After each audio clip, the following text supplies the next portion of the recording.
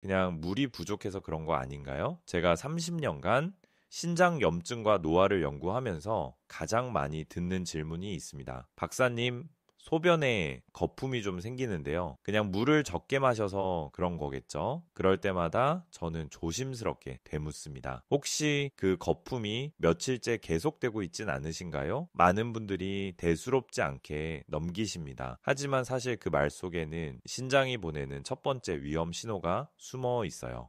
소변의 거품은 단순히 물을 덜 마셔서 생기는 현상이 아닙니다. 물론 일시적인 탈수로 생길 수도 있죠. 하지만 그 거품이 3일 이상, 특히 아침 첫 소변에서 오래 지속된다면 그건 신장이 조용히 지금 나 좀 도와달라고 외치는 SOS 신호일 수 있습니다.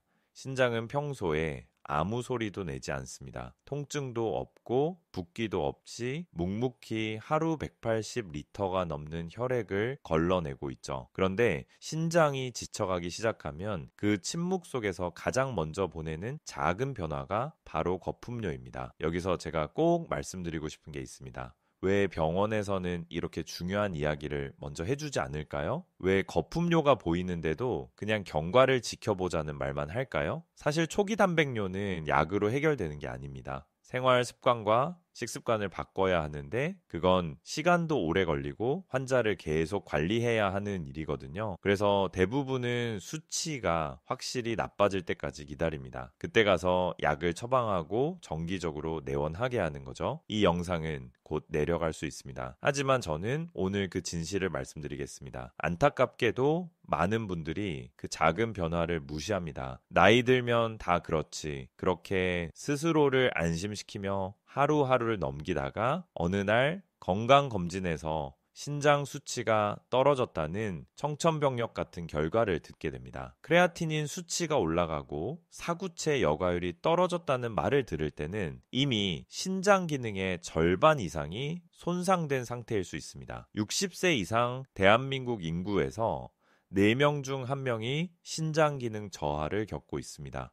더 놀라운 건 그중 절반 이상이 자신의 상태를 모르고 있다는 사실입니다. 신장은 증상 없이 조용히 무너지는 침묵의 장기입니다. 하지만 지금이라도 늦지 않았습니다. 이 영상은 그런 분들을 위한 시간입니다. 여러분이 그 작은 신호를 놓치지 않도록 그리고 아직 충분히 회복 가능하다는 사실을 알려드리기 위해 준비했습니다. 저는 박서진 박사입니다. 병원의 입장이 아니라 여러분의 편에서 이야기하는 연구자입니다. 오늘은 제가 현장에서 직접 확인한 사실들과 함께 신장을 되살리는 놀라운 천연 음식 3가지를 공개해 드리겠습니다. 이 음식들은 단순한 건강식이 아니라 실제로 염증을 완화하고 신장의 부담을 덜어주는 과학적 근거가 있는 자연의 선물입니다. 제가 만난 수많은 분들이 이 3가지 음식으로 거품료를 줄이고 부종을 개선했습니다. 단백뇨 수치가 정상으로 돌아온 사례도 수없이 봤습니다. 끝까지 함께 하신다면 내 몸도 다시 회복될 수 있구나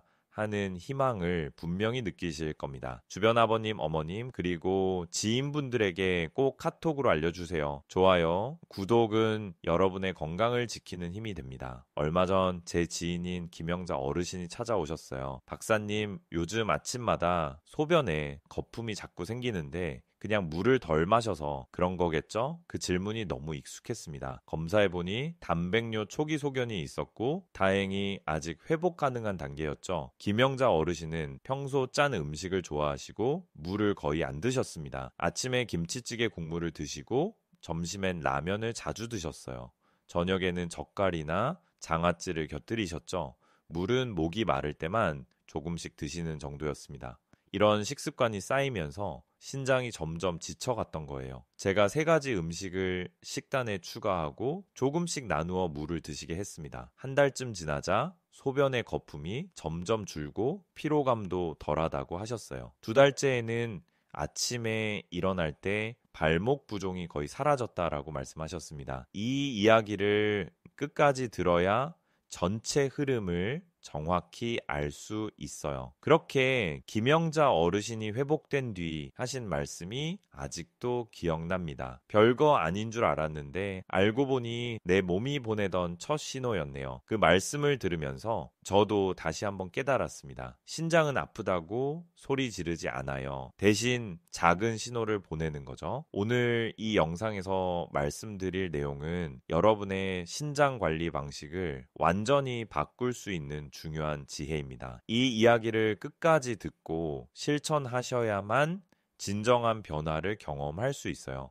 끝까지 보지 않으시면 가장 중요한 실천법을 놓치게 됩니다. 구독과 좋아요 부탁드리고요. 끝까지 보시면 왜 지금 당장 습관을 바꿔야 하는지 확실히 알게 되실 겁니다. 이제 이렇게 작게 달라진 습관이 어떻게 신장을 되살렸는지 그 근거를 음식부터 하나씩 살펴보겠습니다. 신장을 되살리는 천연 음식 3가지를 지금부터 말씀드릴게요. 첫 번째로 말씀드릴 음식은 바로 호두입니다. 호두는 신장의 미세 혈관 염증을 줄여주는 천연 항산화 식품이에요. 우리 신장에 아주 가느다란 혈관들이 촘촘하게 모여 있는데 이 혈관들이 염증으로 손상되면 여과 기능이 떨어집니다. 국내 식품영양연구원에서 발표한 연구 결과를 보면은 하루 한 줌의 호두가 소변 속 단백질 수치를 유의하게 낮춘다는 결과가 나왔어요. 이게 무슨 뜻이냐면 신장이 단백질을 제대로 걸러내지 못해서 소변으로 새어나가는 걸 막아준다라는 거죠. 호두 속에 들어있는 오메가3 지방산과 폴리페놀 성분이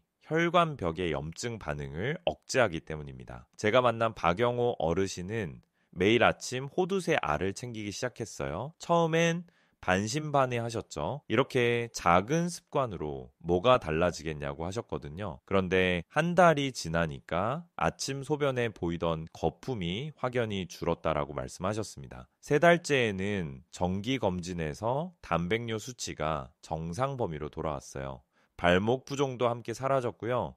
호두를 드실 때는 생호두를 선택하시는 게 좋습니다. 하루에 5알에서 7알 정도가 적당해요. 아침 공복에 미지근한 물 한 잔과 함께 드시면 더 효과적입니다. 공복에 드시면 흡수율이 높아지고 물과 함께 드시면은 신장의 역과 기능을 돕거든요. 그런데 여기서 주의할 점이 있어요. 시중에 파는 가공 호두, 그러니까 소금이나 설탕이 첨가된 제품은 피하셔야 합니다. 나트륨이나 당분이 오히려 신장에 부담을 주거든요. 당뇨가 있으신 분들은 섭취량을 좀 줄이셔야 해요. 호두도 열량이 꽤 있으니까요. 여러분은 호두를 평소 어떻게 드시나요? 아침 식탁에 작은 그릇 하나 놓고 매일 챙기시면 됩니다. 간단하죠? 두 번째 음식은 검은콩입니다. 검은콩은 우리 조상들이 신장에 좋다고 해서 오래전부터 먹어온 식품이에요. 그게 과학적으로도 증명이 됐습니다. 검은콩 껍질에 들어있는 안토시아닌이라는 성분이 활성산소를 제거해서 신장세포의 염증을 완화시켜 주거든요. 활성산소는 우리 몸속에서 세포를 공격하는 물질인데 특히 신장처럼 혈류량이 많은 장기에서 많이 생성됩니다. 한국영양학회에서 발표한 연구를 보면은 검은콩 섭취군의 신장염증 수치가 20% 이상 감소했다는 결과가 나왔어요. 이 연구는 6개월간 진행됐는데 매일 한 줌씩 검은콩을 먹은 그룹에서 크레아티닌 수치도 안정화되는 걸 확인했습니다. 크레아티닌은 신장 기능을 평가하는 중요한 지표거든요. 이순자 어르신은 매일 한 줌의 삶은 검은콩을 드시기 시작했습니다. 처음에는 밥에 섞어 드셨는데 나중에는 샐러드에 넣거나 죽을 끓일 때도 활용하셨어요. 2달쯤 지나니까 양쪽 종아리 부종이 눈에 띄게 사라졌다고 하셨습니다. 신발을 신을 때도 전보다 훨씬 편해졌다고 하셨고요. 피로감도 덜해져서 오후에도 활동하기가 수월해졌다고 말씀하셨어요. 검은 콩을 드실 때는 하룻밤 정도 물에 불린 후 소금 없이 삶아서 드시면 됩니다. 하루 한 줌씩 나누어 드세요. 아침 식사에 한 숟가락, 점심이나 저녁에 또 한 숟가락 이런 식으로 나눠 드시면은 부담 없어요. 그런데 생콩에는 피틴산이라는 성분이 있어서 소화가 잘 안 될 수 있습니다. 반드시 불리고 익혀서 드셔야 해요. 급하게 익혀서 딱딱하게 드시면은 소화기관에도 부담이 가니까 충분히 부드럽게 삶아야 합니다. 검은 콩을 식단에 어떻게 활용하고 계신가요? 냉장고에 삶은 검은 콩을 조금씩 담아두시면 언제든 꺼내 드실 수 있습니다. 세 번째 음식은 아스파라거스입니다. 아스파라거스는 서양 채소처럼 보이지만 신장 건강에 정말 탁월한 효과가 있어요. 아스파라거스에 들어있는 글루타치온이라는 항산화 물질이 신장 세포를 보호하고 독소 배출을 도와줍니다. 우리 신장은 매일 혈액을 걸러내면서 수많은 노폐물과 독소를 처리하는데 이 과정에서 신장 세포가 손상될 수 있거든요. 해외 연구 결과를 보면은 12주간 아스파라거스를 꾸준히 섭취한 그룹에서 소변 단백질이 평균 40% 감소했다는 보고가 있습니다. 이건 상당히 놀라운 수치예요. 단백뇨가 줄어든다는 건 신장의 여과막이 다시 제 기능을 회복하고 있다는 증거니까요. 글루타치온은 우리 몸에서 자체적으로 생성되기도 하지만 나이가 들수록 생성량이 줄어듭니다. 그래서 음식으로 보충해 주는 게 중요해요. 최정숙 어르신은 주 3회 정도 아스파라거스 샐러드를 드셨습니다. 마트에서 신선한 아스파라거스를 사다가 살짝 데쳐서 올리브유와 레몬즙을 뿌려 드셨어요. 간단하지만 맛도 좋고 효과도 좋았다고 하셨습니다. 한 달 반쯤 지나니까 오후만 되면 느껴지던 피로감이 확 줄었다고 하셨어요. 얼굴 붓기도 덜해지고 아침에 거울을 볼 때 눈 밑이 한결 가벼워 보인다고 좋아하셨습니다. 아스파라거스는 2분에서 3분 정도 데치거나 살짝 볶아서 드시면 됩니다. 하루에 5대에서 7대 정도가 적당해요. 너무 많이 드시면 위장에 부담이 갈 수 있으니 적당량을 지키는 게 중요합니다. 데칠 때는 물이 끓으면 소금을 아주 조금만 넣고 짧게 데쳐서 아삭한 식감을 살리세요. 그런데 통풍이 있으신 분이나 신장 결석이 있으신 분은 섭취량을 조금 줄이셔야 합니다. 아스파라거스에 퓨린 성분이 들어있어서 통풍을 악화시킬 수 있고 수산염 함량도 있어서 결석이 있으면 주의가 필요해요. 여러분의 식탁에는 아스파라거스가 얼마나 자주 올라오나요? 일주일에 2~3번만이라도 챙겨 드신다면 신장 건강에 큰 도움이 될 거예요.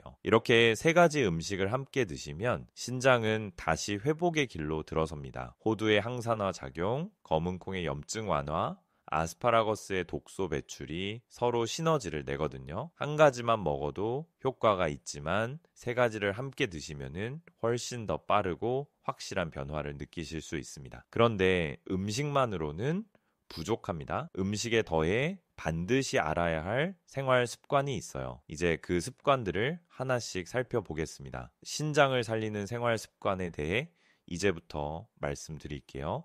음식도 중요하지만 일상의 작은 습관이 쌓이면 더 큰 변화를 만들어냅니다. 먼저 물 마시는 법부터 말씀드릴게요. 물은 조금씩 자주 마시는 게 핵심입니다. 하루 1.5리터에서 2리터를 목표로 하되 한 번에 많이 마시지 마세요. 한 번에 500ml 이상 마시면 신장이 갑자기 과부하가 걸립니다. 역과해야 할 혈액량이 급격히 늘어나면서 신장에 부담이 가는 거예요. 그래서 1시간에 한 번씩 컵반 정도를 천천히 마시는 게 좋습니다. 아침에 일어나자마자 미지근한 물 한 잔부터 시작하세요. 자는 동안 우리 몸은 땀과 호흡으로 수분을 잃거든요. 아침 공복에 물 한 잔은 밤사이 농축된 혈액을 묽게 해주고 신장의 역과작용을 부드럽게 시작하게 해줍니다. 식사 30분 전에 물 한 잔, 식사 후 1시간 뒤에 물 한 잔, 이렇게 규칙을 만들어 보세요. 물 하루에 얼마나 드시나요? 목이 마를 때만 드시는 건 이미 늦은 겁니다. 갈증을 느낀다는 건 몸이 이미 탈수 상태에 가까워졌다는 신호거든요. 그 전에 미리 조금씩 마셔야 신장이 편안하게 일할 수 있어요. 두 번째 습관은 짠 음식 줄이기입니다. 나트륨이 많으면 신장의 여과막이 딱딱해집니다. 여과막이 딱딱해지면 작은 구멍들이 막히거나 손상돼서 단백질이 새어나가게 돼요. 그게 바로 거품료의 원인이 되는 거죠.